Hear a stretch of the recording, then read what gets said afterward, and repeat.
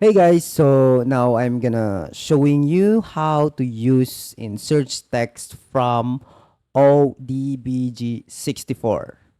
Okay, so Ollydbg file. So now we're opening this exe file, and now we can just simply grab the exe, and you need to scroll up to make sure to start the searching, and yeah. So and then just right click and search for all related string, and then you need to always scroll up. So let's find some text below. Let's look some text here. Okay,